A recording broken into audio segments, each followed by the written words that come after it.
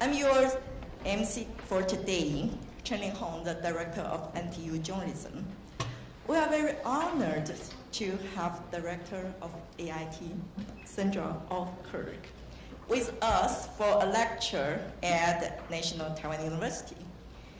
And our event will be hosted by NTU's Vice President, Ding Stone. As you can see, we have a full house today, highlighting the significance of the event. This event is organized by NTU's Graduate Institute of Journalism and the Center of Bilingual Education, in collaboration with the Harvard Student Exchange Association.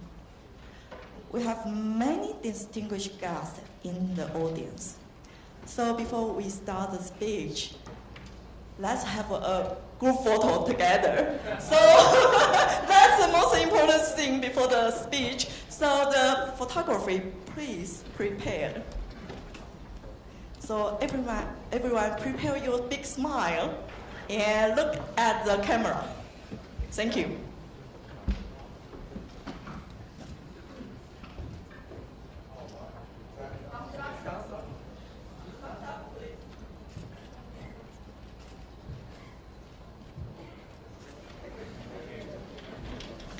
Thank you very much.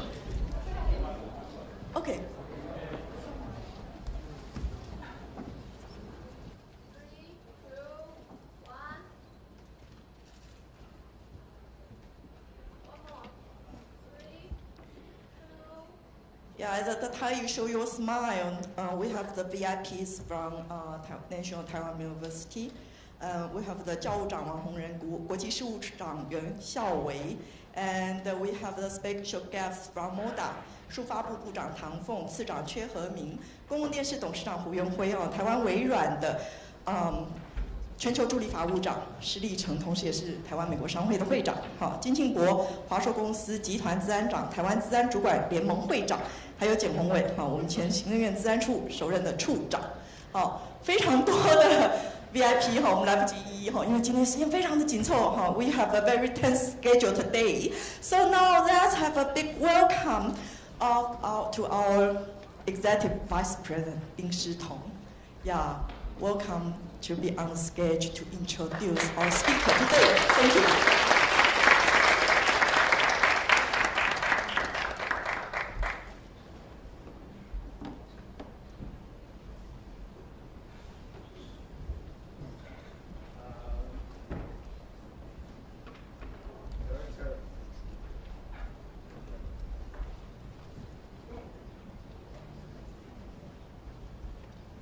Okay, Director Ockert, and ladies and gentlemen, and all the distinguished guests and honorable participants today, I would like to extend my heartfelt welcome for everybody of you join today's speech. And I am Stone Ding, the Executive Vice President for National Taiwan University.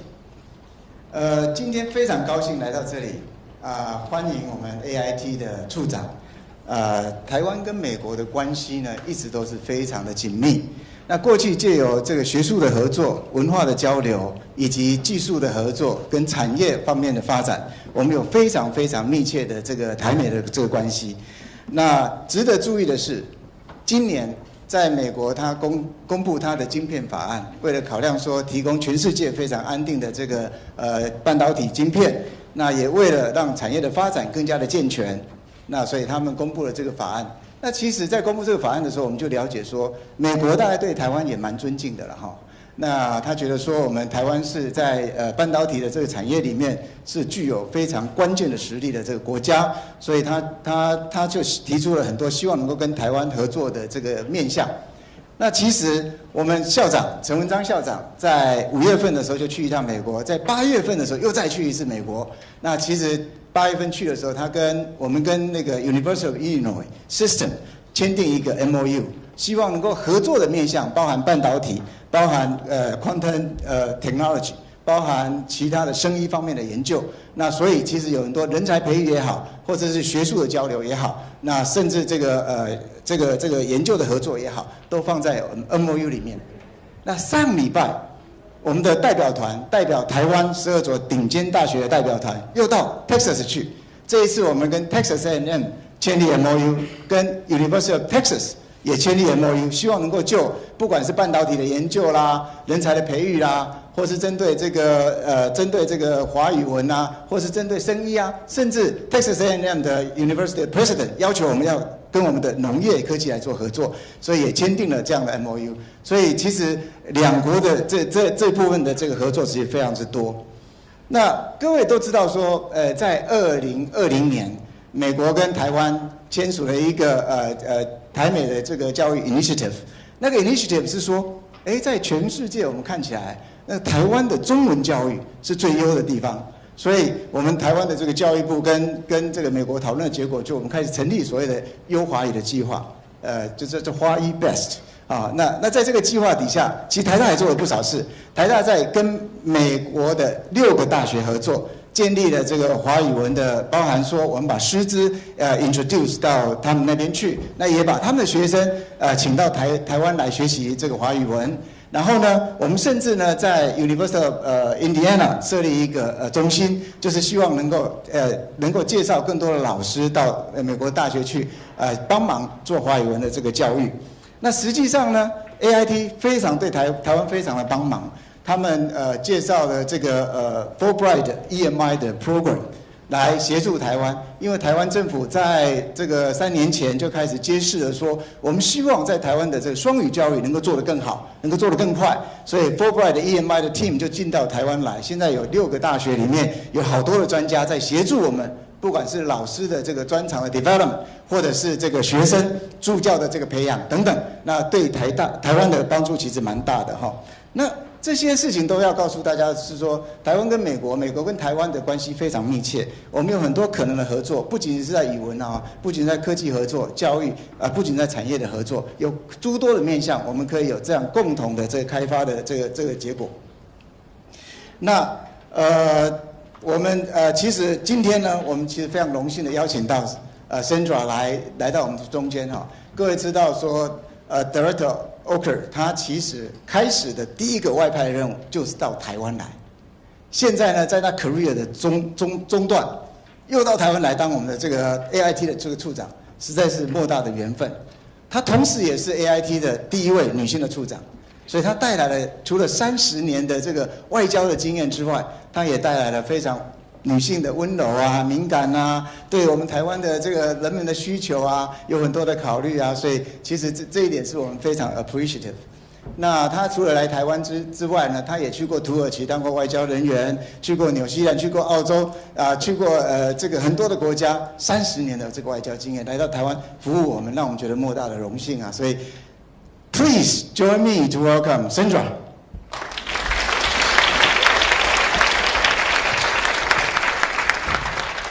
Thanks for Vice President Ding's opening remarks.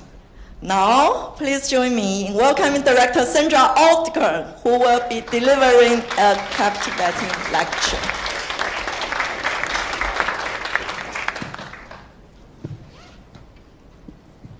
So first off, I want to start by really thanking NTU Vice President Ding for a fantastic introduction, and really to thank NTU for letting me be here today to make this speech. I really appreciate it.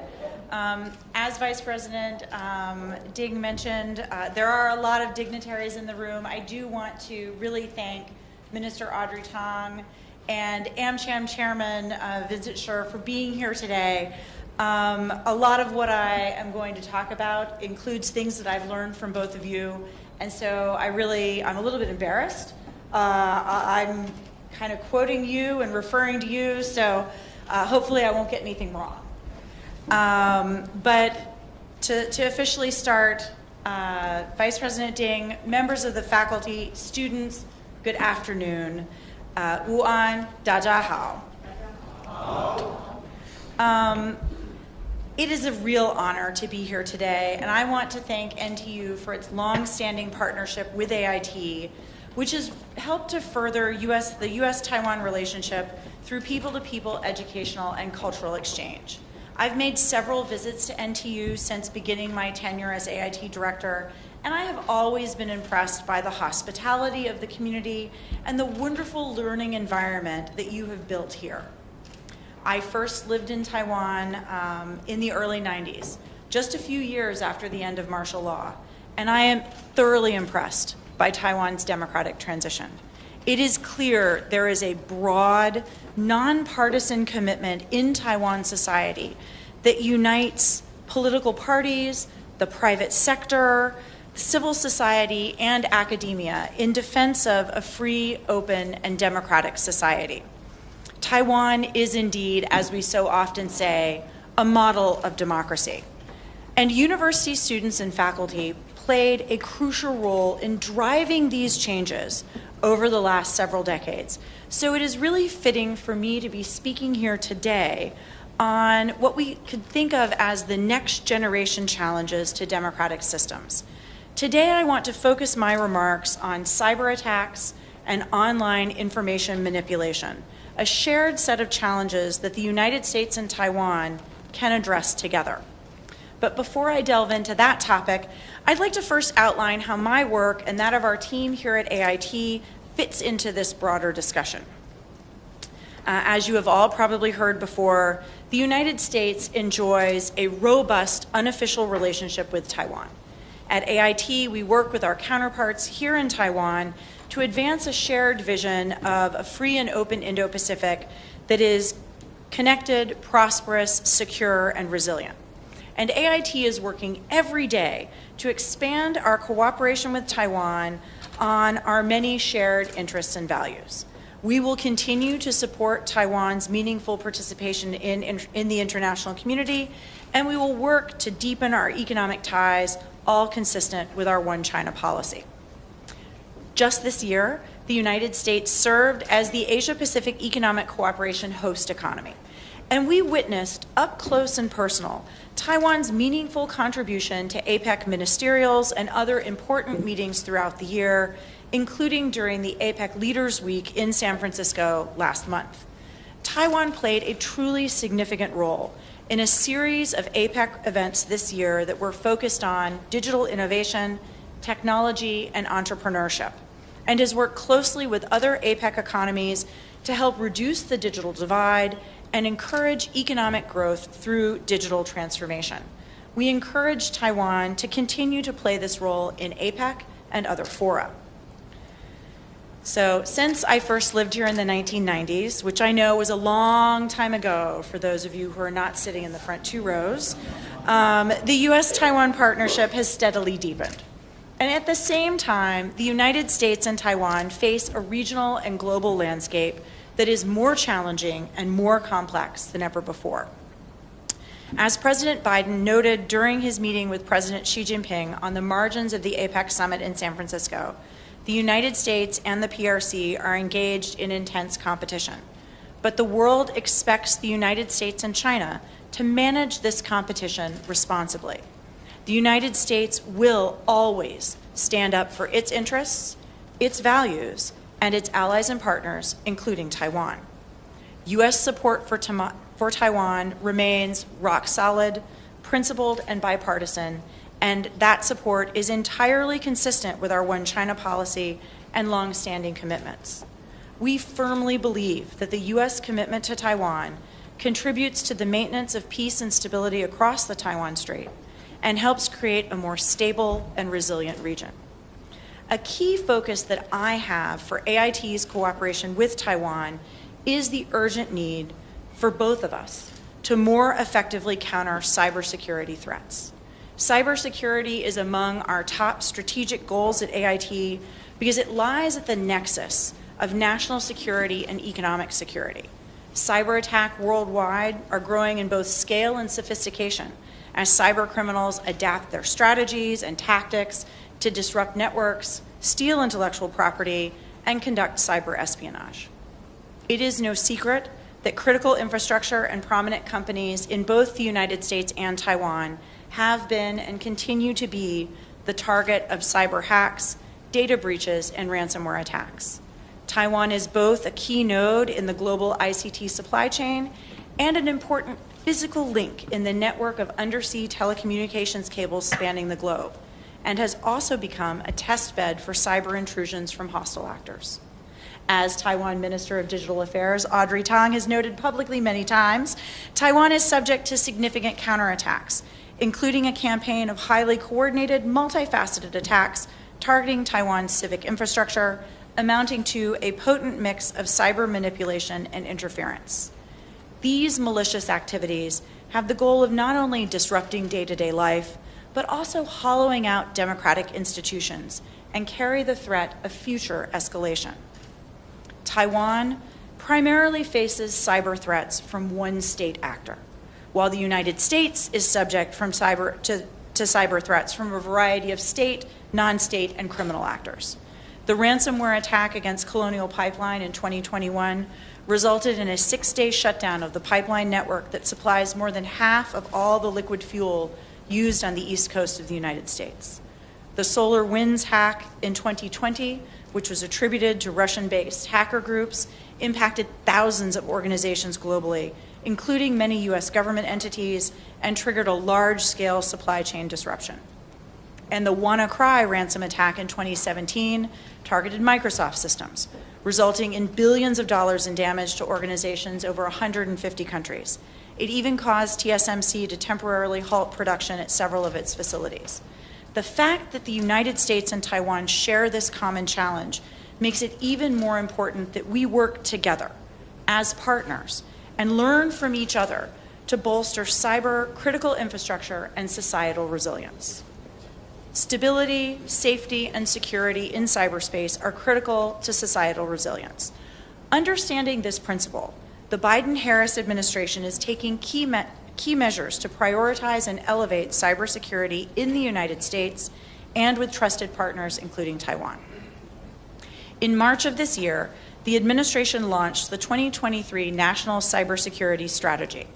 As the strategy states, and I will quote, "In this decisive decade, the United States will reimagine cyberspace as a tool to achieve our goals in a way that reflects our values: economic security and prosperity, respect for human rights and fundamental freedoms, trust in our democracy and democratic institutions, and an equitable and diverse society," end quote. The United States will work with our allies and partners, including Taiwan, to counter threats to our digital ecosystem and to build secure, reliable, and trustworthy global supply chains for information and communications technology.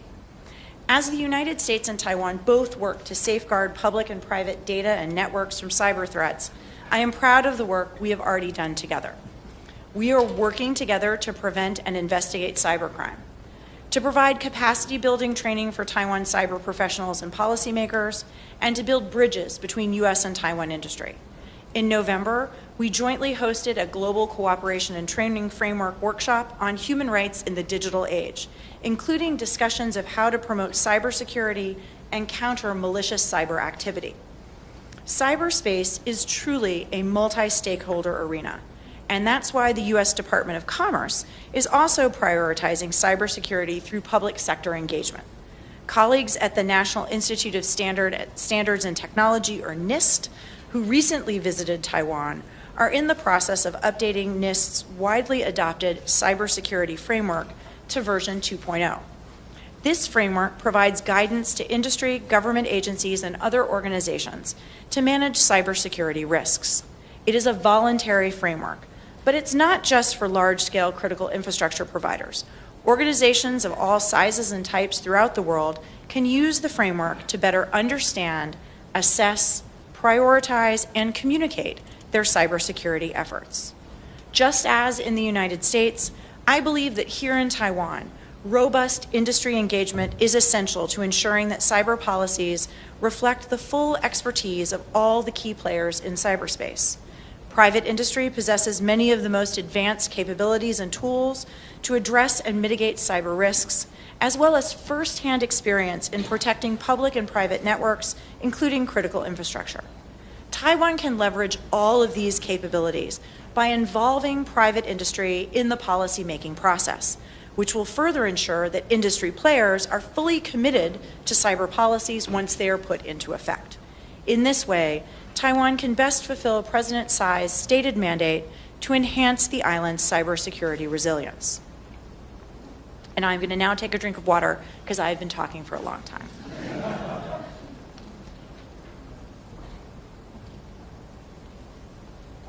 All right, so now I will change to the second topic, which is a related focus I have for AIT, and that is working with Taiwan counterparts to combat the influence of online information manipulation on our democracies. As we all know, the development of the internet, not to mention emerging technologies like artificial intelligence, has enabled incredible innovation and economic growth that benefits our societies and the world at large. But at the same time, new technologies always pose new risks, including in this case, enabling a dramatic rise in the spread and impact of online information manipulation, sometimes for criminal ends, and often to manufacture polarization and to foster societal division. Even AIT itself has been targeted. A recent analysis by a major multinational technology company revealed that covert influence operations carried out by a state-sponsored actor have pushed a new wave of messages criticizing AIT and sowing falsehoods about us.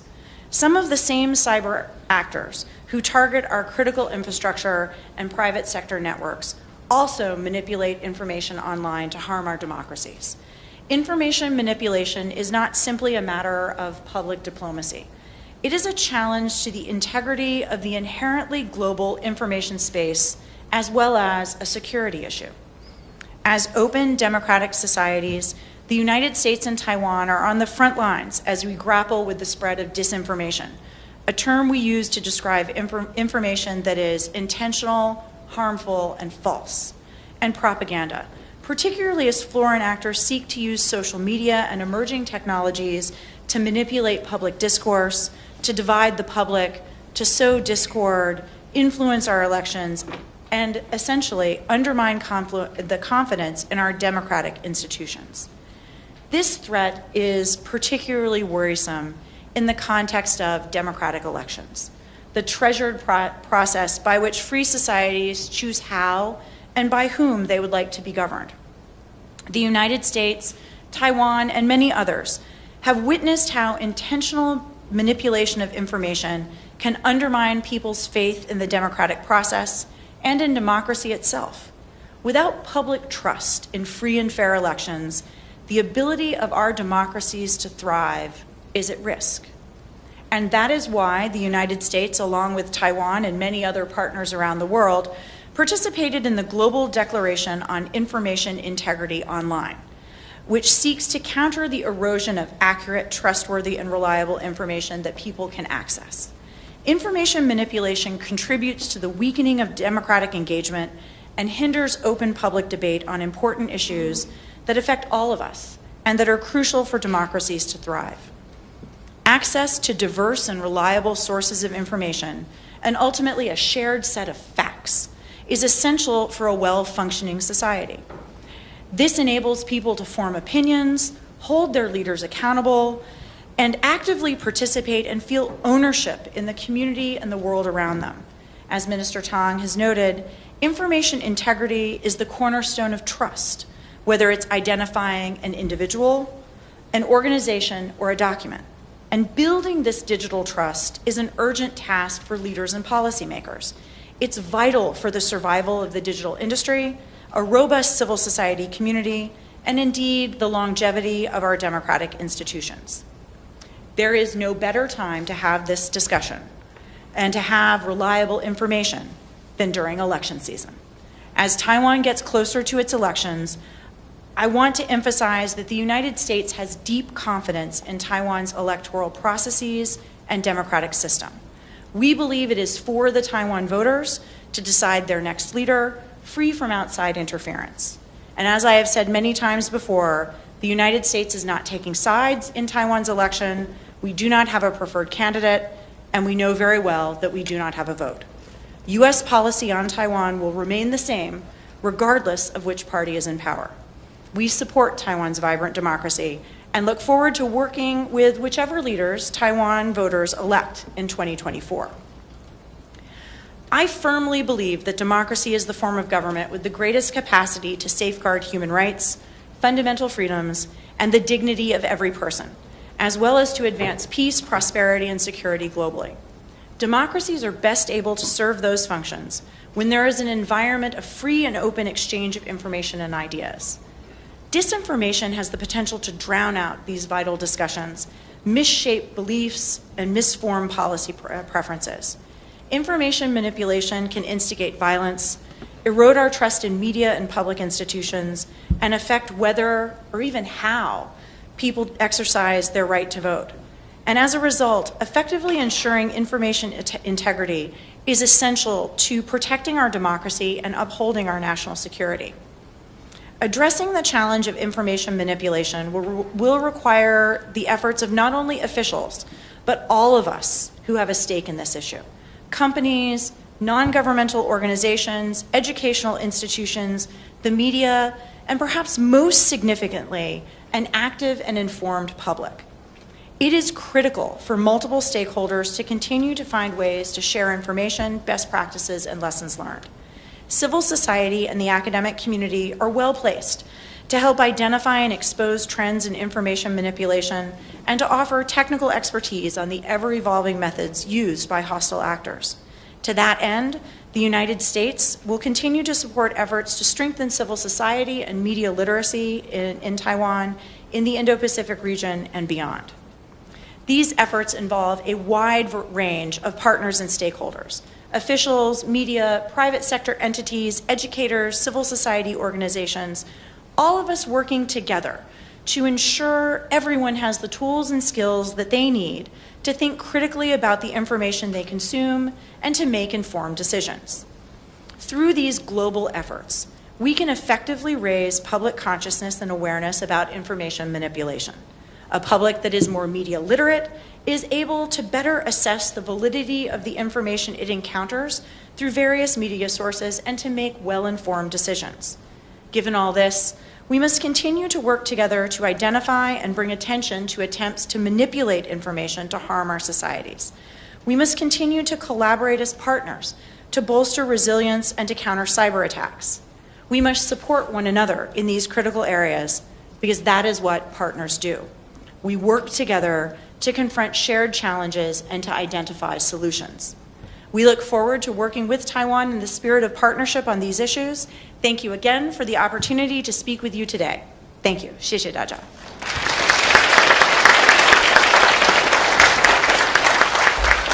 Thank you, Director Oldkirk, for the enlightening talk. Now we will move on to the question and answer section. Vice President Ding, please get on the stage and raise the questions on behalf of the audience. 好，那把握机会哈，帮我们现场的媒体跟观众稍微 wrap up 一下哈。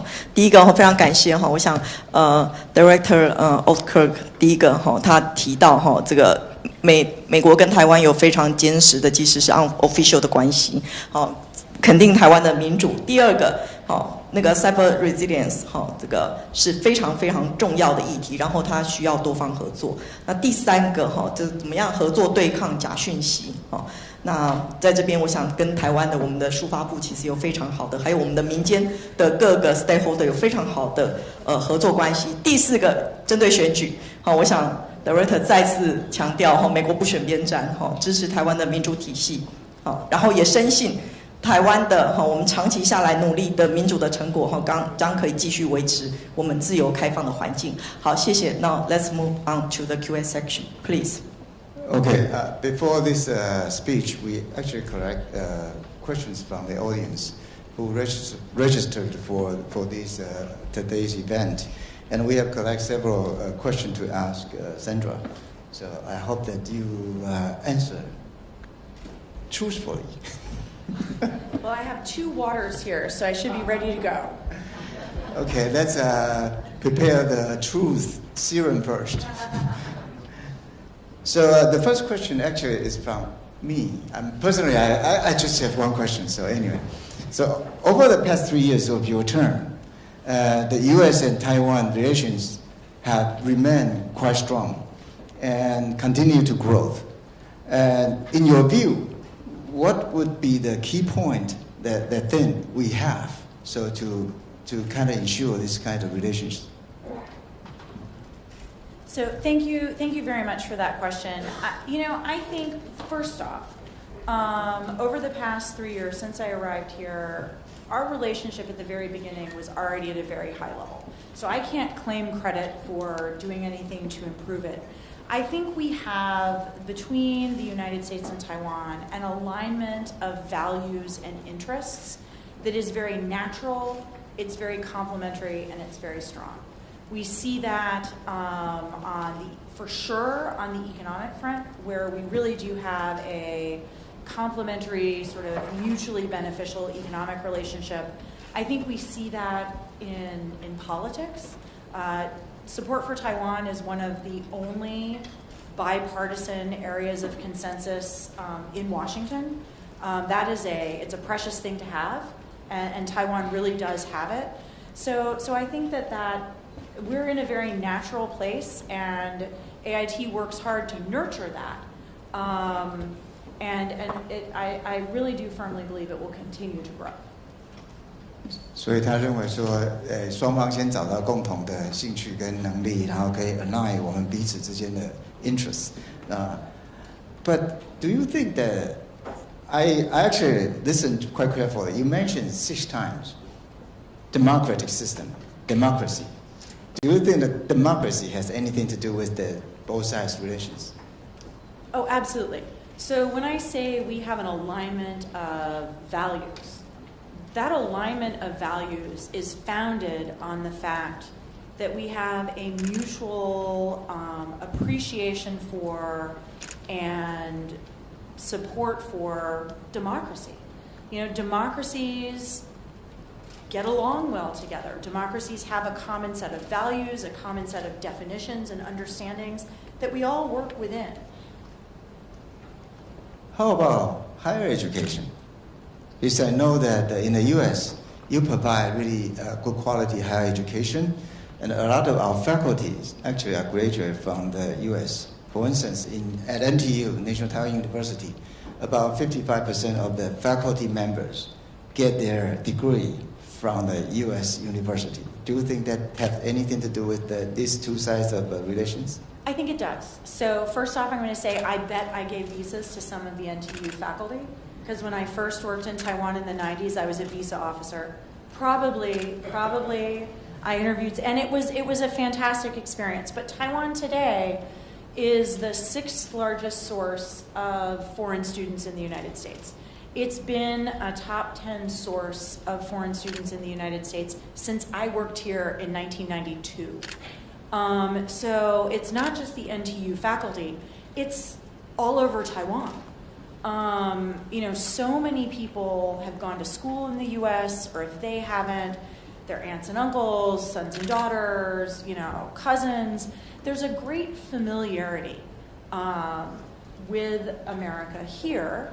And because of all those students in the United States, there's a familiarity with Taiwan in the United States. So that sort of people-to-people relationship is foundational. It's really crucial. So would you suggest to give more scholarship for Taiwanese students? I'm just going to say one of the nicest things I did in my first assignment was the student visa afternoons, like a whole afternoon of talking to some of the smartest people I've ever met in my entire life. Okay, thank you. So NTU student is really good. Okay. And then the second question is from the audience. So I ask all the hard questions from audience, not from me, sir. What does the U.S. government think about the information warfare attacks from China? And how do Americans think about the response to have the cyber attack on Taiwanese people? Okay, so the United States thinks a lot about information or cyber attacks or information or election manipulation. 2024 is an election year in the United States as well. Unlike here in Taiwan, which has a very stable and sort of tamper-proof electoral system, every electoral district in the United States has a different system. And there have been questions in the past about the integrity of those systems. So people are concerned about it.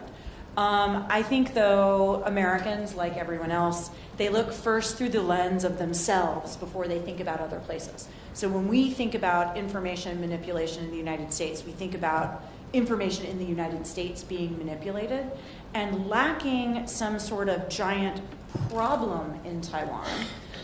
Americans, unless they're deep into the cyber or kind of disinformation kind of field, probably aren't thinking much about Taiwan because Taiwan does such a good job. So Taiwan is not making news in this area. 其实我觉得这个问题应该问唐凤部长。Okay, next time we will ask Audrey for that question. So anyway, the third question also from the audience, and you also actually talk about common challenges, and also help. You mentioned about help us to ensure the media literacy and all that. This question is related to that. What do you see as the areas in which the U.S. can assist Taiwan in the field of cybersecurity? In addition, Washington is considering a ban on TikTok. So what is the director's opinions on the ban on TikTok?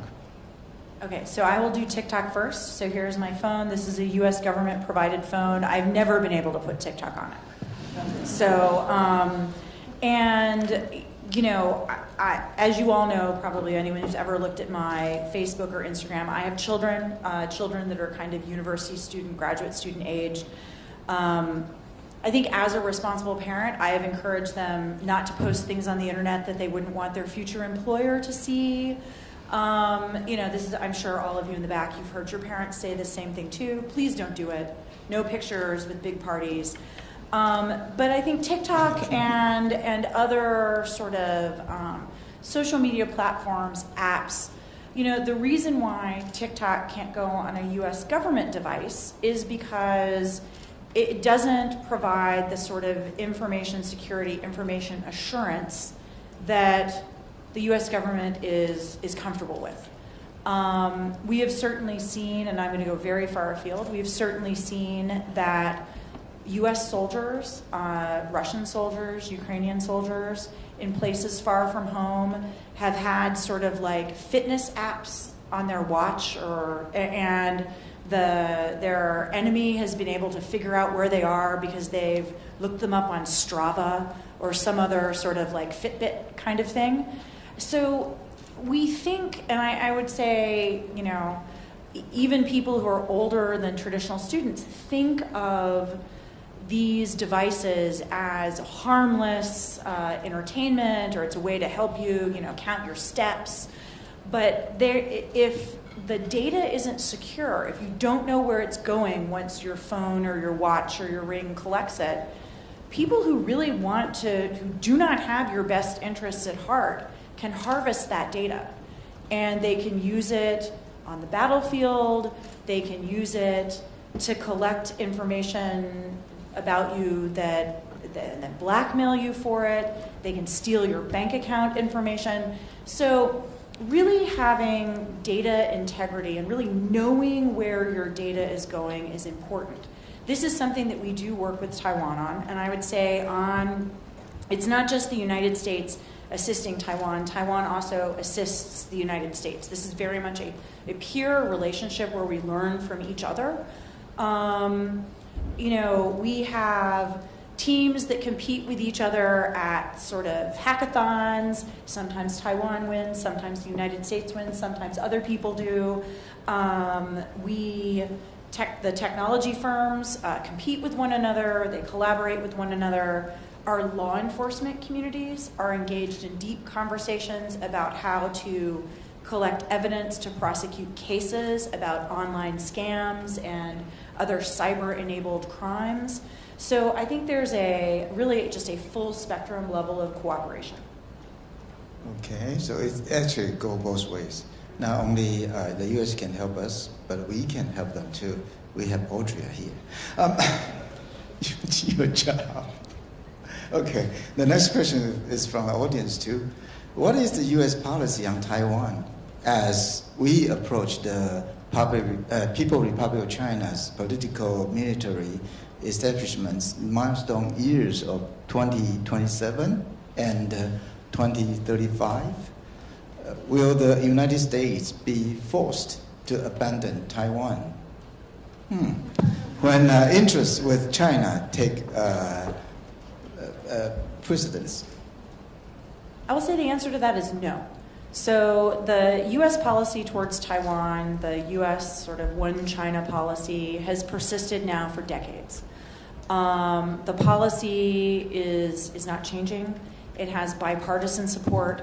It not only has bipartisan support, so the Republican Party and the Democratic Party both support it, but there's a consensus between the administration and Congress. And getting that level of consensus on any policy is really difficult. But this has persisted since 1979. So President Biden, when he was Senator Biden, voted for the Taiwan Relations Act.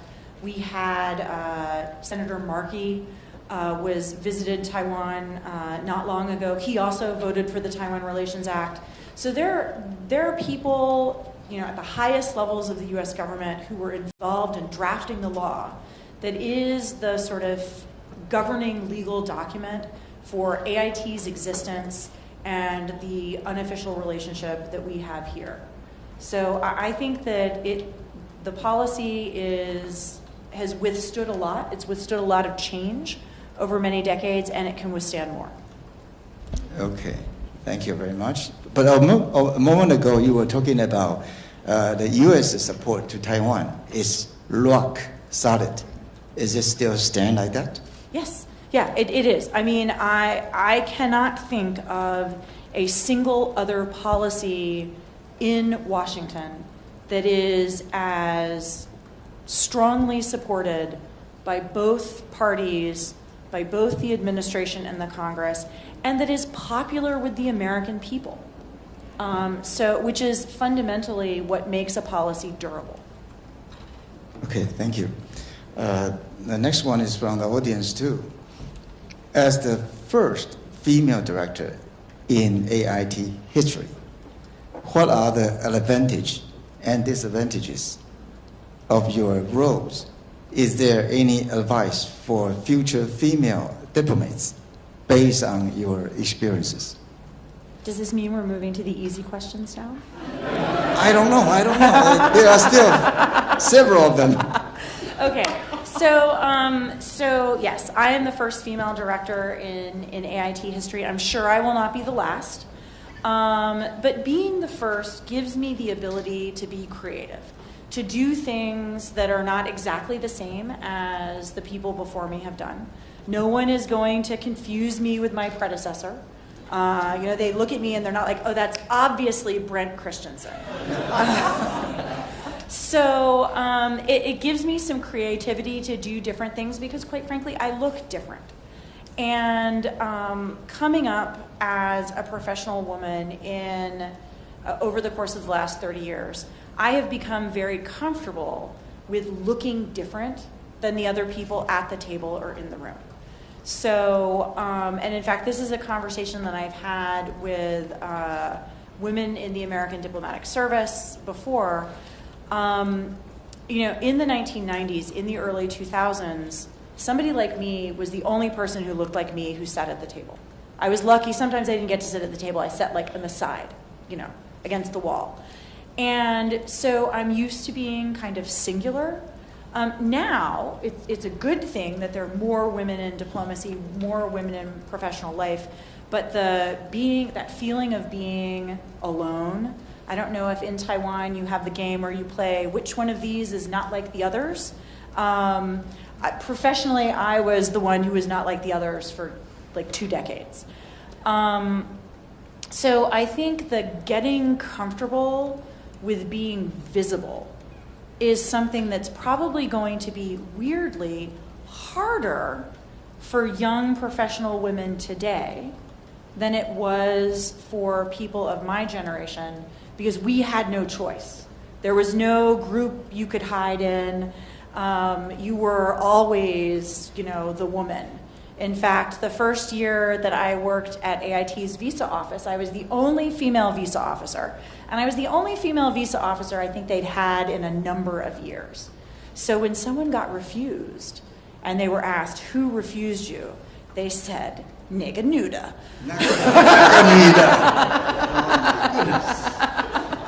So, and then the next year there were some more female officers so I could like hide in the group.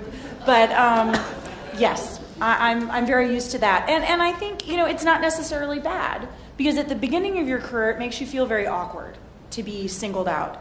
But then as you become more prominent and more successful, you're singled out by your position. But I find that I am comfortable with it in a way that I suspect some of my male colleagues aren't, because they've always been like another man in a gray suit.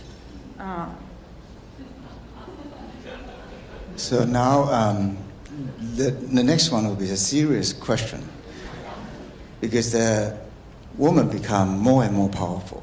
You think is the time to develop how to protect the man? No, no. I think though, I really hope that we get to a point where we are choosing the right person for a job. And we are not worrying about the person's gender or last name or what their mother tongue is at home. We are looking for the person who has the right skills for the job and who can get the job done. I think, though, in order to get to that place, we have to make sure that everybody feels comfortable competing. And certainly I know at the beginning of my career, everybody did not feel comfortable competing. I think that is still a challenge today. And so, but I think we will get there. So how do you, the next question from the audience, how do you compare Taiwan's gender equality environment to other places you have been? You have been to 6, 7, 8 different countries. And what else can Taiwan do to provide better opportunities for young women like you, or you in the audience?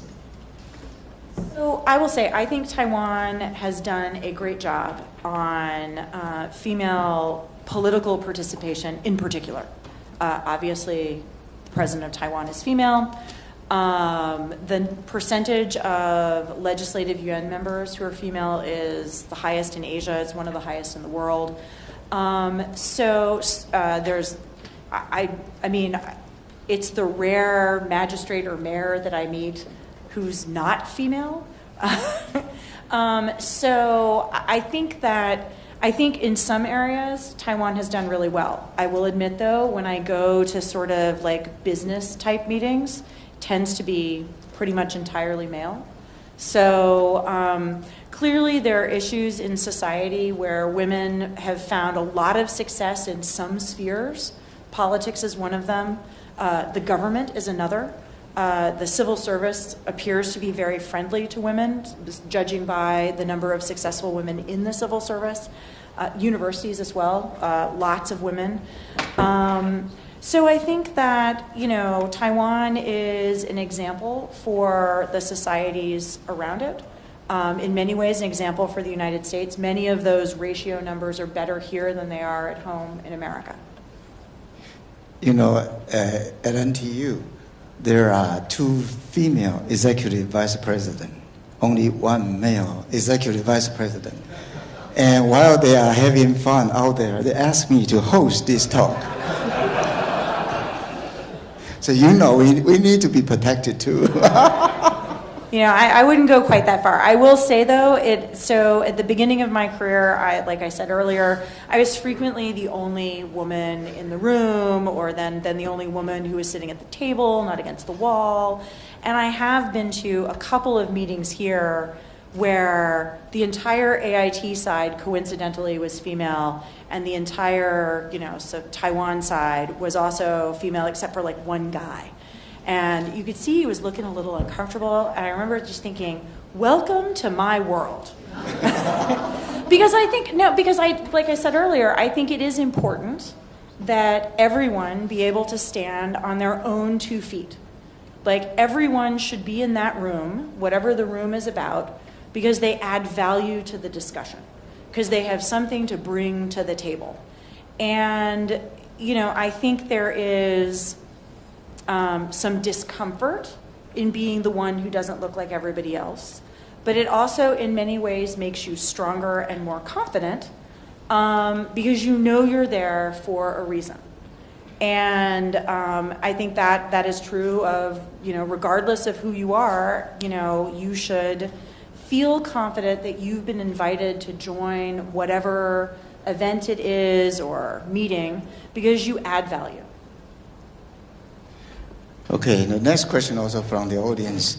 You seem to have effortlessly adapted to Taiwanese cultural practice and took part in the folk rituals like the Ghost Festival, 中元节. Are there any other local folk ritual that you have participated in during your tenure here? So I have visited, so during my tenure here, I have visited a variety of temples. I will admit I am not always sure what's going on. But I try and firmly believe in being respectful. But one of the most interesting things I've done, you mentioned the Pudu ceremony that we had at AIT. One of the most interesting things that I've had the privilege of being able to participate in was actually Feng Nian Jie in Hualien. So I went with John Dow, and at the invitation of the head of the Council for Indigenous Affairs, and it was amazing. I got to meet a lot of people. I saw a side of Taiwan that I think is not really readily apparent to either foreigners or people who live in like Taipei. And it was interesting and enjoyable and quite a lot of fun. But I'm wondering, which kind of ghost do you pay your respect to? Is a Taiwanese ghost or American ghost during the Pudu? So, you know, as the American representative, I feel a need to cover those expat ghosts. In the same subject, I also know that you have visited many different places in Taiwan. Anything besides the Feng Nian Ji you are interested in and or you are impressed? Gosh, I mean, I think I have now visited, so I just finished, I have visited all of, I guess you would call them the major jurisdictions in Taiwan, the counties and cities. Oh, wow. That's like asking someone, which is your favorite child? That's like a trick question. I thought I was here having easy questions. No, I think, you know, the thing that impresses me the most about Taiwan is that in a place that is geographically relatively small, you have culturally distinct practices, foods, languages that are rich and varied and that appear, at least to a foreigner, to be mutually respected by the people around them. So I said I went to Hualien for the Feng Nian Jie with the Council of Indigenous Peoples lead. I was just in Miali with the head of the Hakka Council. And they have a really nice museum there that sort of talks about the protection of the Hakka language over time. And, you know, it's clearly Taiwan's democratic evolution has not been without struggle. There was, I think, quite a lot of struggle. But the place that Taiwan is right now is a place that most of the world really would, if they knew more about it, would really envy. You have a diverse society that is friendly to one another, where people are interested in each other and not necessarily co-opting. I really think it's fantastic. I am continually impressed by it, And I feel like, and this is one of the problems with a democracy, everyone always thinks we could be better. We should do this better. You know, the message that I have, particularly to the students, because coming out of a couple of years of COVID, most of you have probably not left Taiwan recently. Boy, compared to the rest of the world, you live in a great place. You really do. That's actually a point I want to ask. I want to add. In Taiwan, I think Taiwanese people treat international foreigners much better than treating ourselves. I don't know why, but it's like a custom. We treat other people better. So foreigners in Taiwan is well treated. And second point that I want to add is, if you are living in any 的大的都市哈 metropolitan big cities, you can go out in 9, 10, 12, even 1 o'clock in the night and feel safe. So Taipei or other cities in Taiwan is actually relatively much safer than any other international cities. So welcome American to come to Taiwan. Okay. So that's about it, because a director's time is limited. So I would like to conclude today's speech and a question section. And if you like to answer more, you can stand outside too. So I thank you everybody to come to today's speech. And you want to add something? I wanted to say thank you. Thank you for everyone for coming, for being interested. So for those of you, so I'm going to say happy holidays, Merry Christmas, Happy New Year. And for students, good luck with exams. Okay, thank you very much, Sandra. Thank you.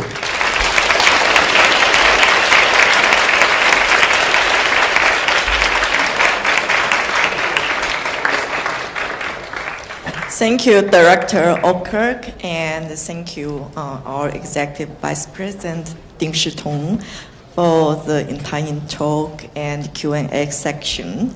So Thai flies, yeah, already also. Okay, yeah, of course. Okay. Thank you so much. Thank you so much, Director.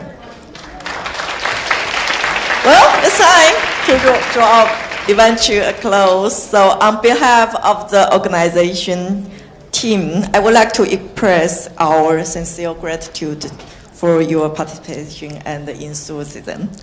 And 谢谢大家哦。然后，当然我们今天有非常多的媒体朋友来哈，那当然希望我们这个今天的内容哈是让大家觉得有一些可以发挥的地方。然后，当然再次感谢我们今天来的各位嘉宾跟我们的年轻的朋友，谢谢大家，欢迎大家好以后我们会有我想包括台大的双语教育中心、台大新闻所我们都常举办非常多国际性的活动，欢迎大家可以持续的关注跟参与，谢谢，谢谢。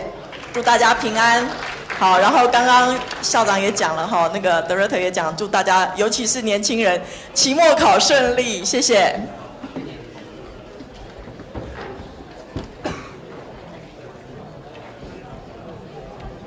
太阳星全效克菲尔益生菌，我吃了2-3天，最明显的感觉是睡眠品质竟然变好了。睡得好，让我整个人工作更专注，心情也变得更稳定更好。